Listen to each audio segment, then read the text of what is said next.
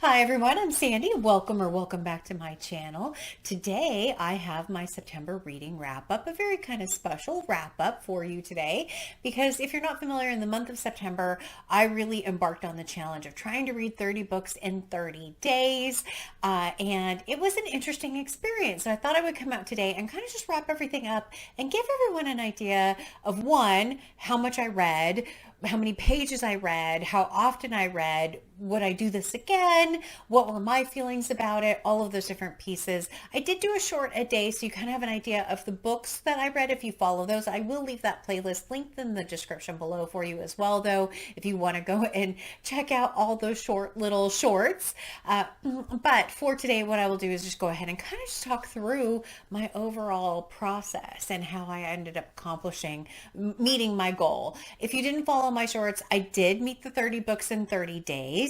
I also ended up reading actually 33. And part of that is because I was on vacation for 10 days at the end of the month, and I had a very long flight coming home, and I ended up reading kind of a long book, which I will have a dedicated review for coming up because it was an arc. So I don't have a short for that particular book. Everything else I have a short for.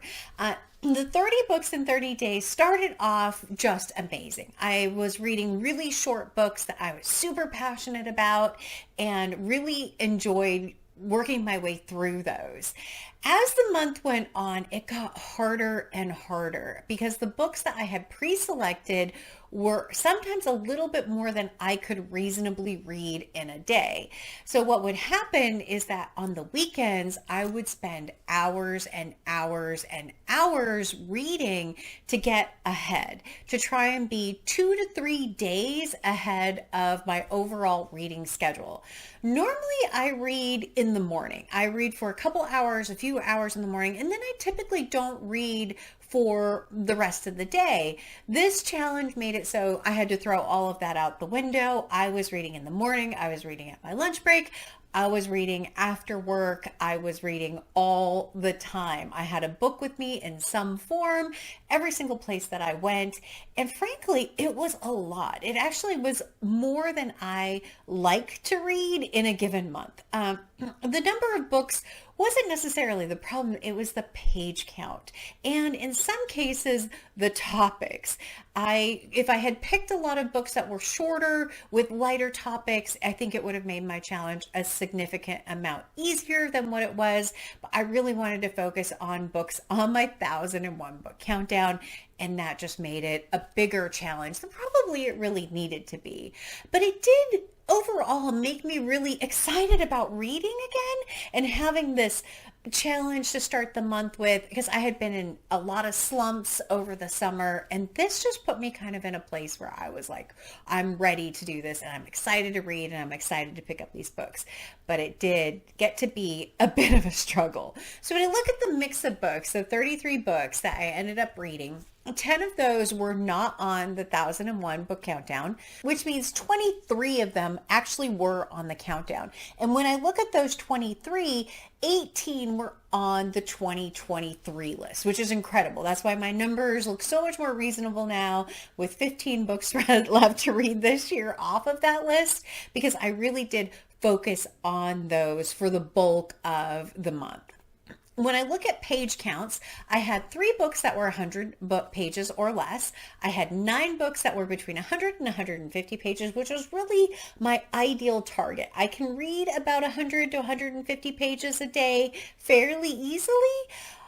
Beyond that, though, it gets a little tough. So I had 13 books that ended up being 150 to 200 pages, which is where I made a key mistake.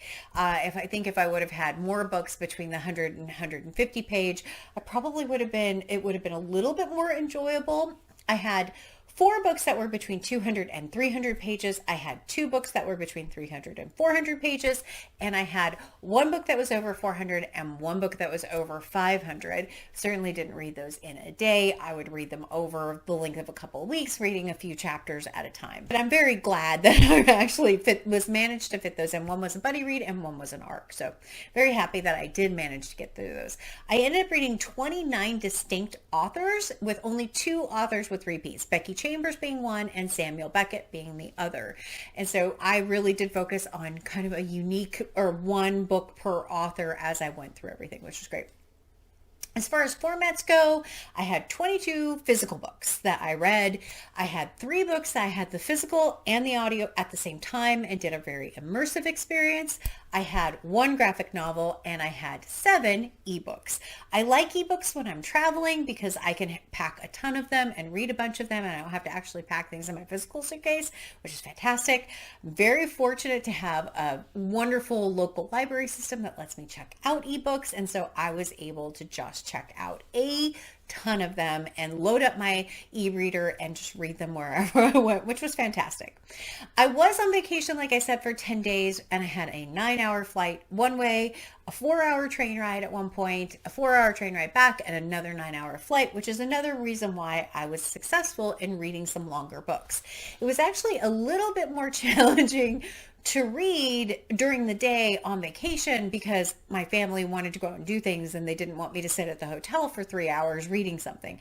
But I was able to use those travel times to kind of bulk up my list, and then was able to focus kind of going through. Or then I was able to not have to spend a whole lot of time reading during the day while I was on vacation. I think for me, the challenge did, like I said, energize me to reading again, which was fantastic, but it was way too much. I don't know that I would do it again. And if I did do it again, I don't know that I would pick kind of the same kinds of books. I think I would focus on having books that were 100 pages or less, and maybe not as many books off of the 1001 list because those tend to be older, in some cases a little harder to consume. I think I would have been better served to have not done that. Yeah, I think it was just ended up being a lot. So the book, what I will say is the book that I liked the least out of all 33 was this one, The Green Man by Kingsley Amis. I just didn't like the misogynist main character. I thought he was deplorable. I didn't like the storyline. I didn't find it funny. I was very just disappointed in this particular book. Yeah, it just didn't work for me. For whatever reason, this was not a good book for me. One of the books from the 1001 book list that was one of my favorites actually ended up being Ethan Frome by Edith Wharton. I really enjoyed this particular book. The character of Ethan Frome and how sad he was right at the beginning with that frame narrative, and then going in and finding out kind of the why behind everything.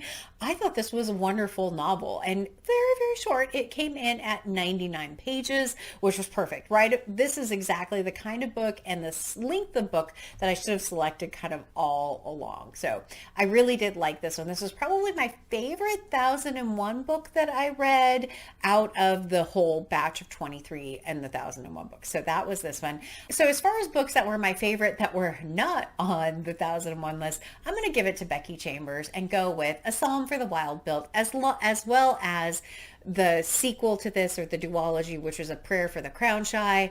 This was just a sweet novella and novella duology with some wonderful characters that were just super calming and really were what I wanted to be reading.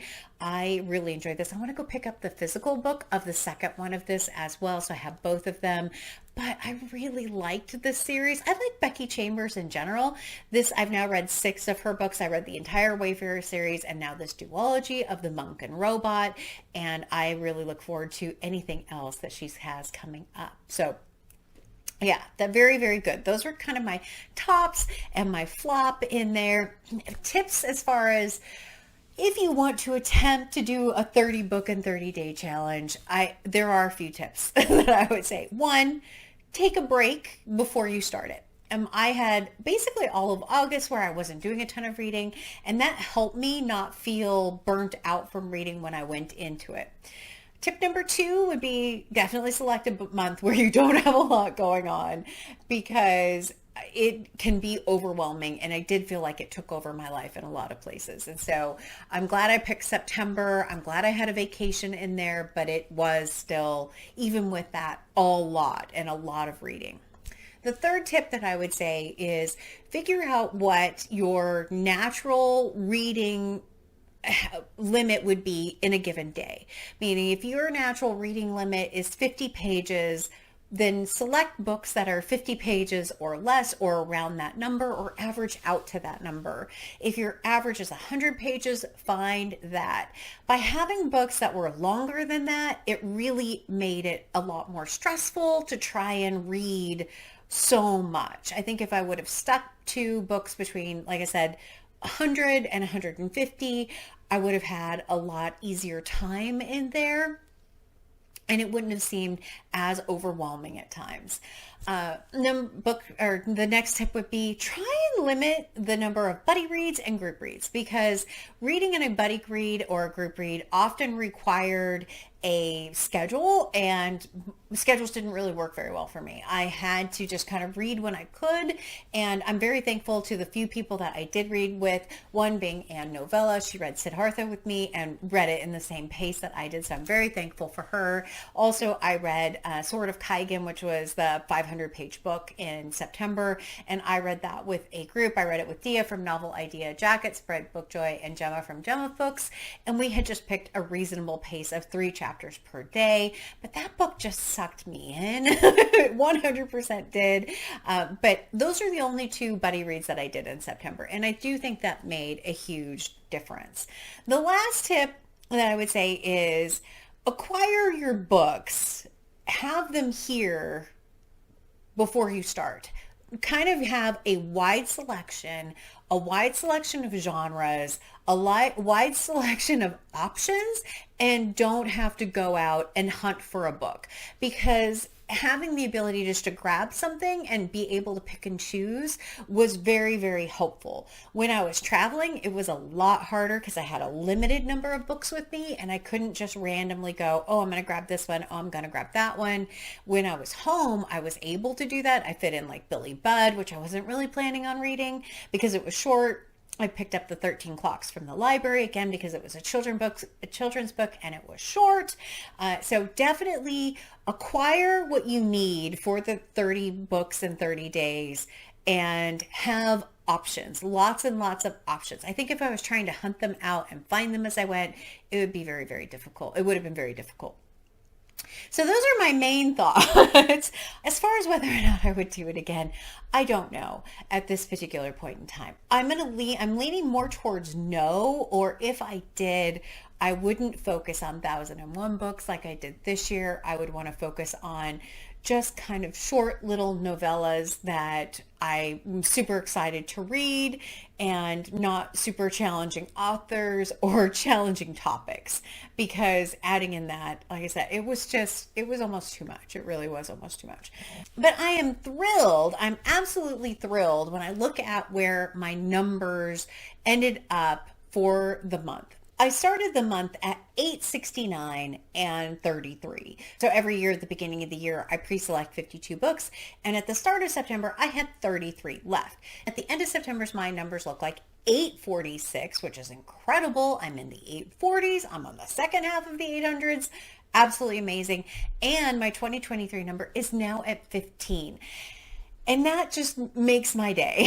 So I think from overall, it definitely did what I wanted it to. It got me caught up on my countdown. It got me excited to be reading again. It made me very enthusiastic. I did my first shorts this month, and I'm just really, really pleased. Whether I do it again, I don't know. We'll see. I don't know that I would make it an annual thing at this particular point in time. We'll see how far behind I get next year and whether or not I have to do something like that to catch up. But yeah, it was a good experience, but I'm glad that it's over, is what I would say.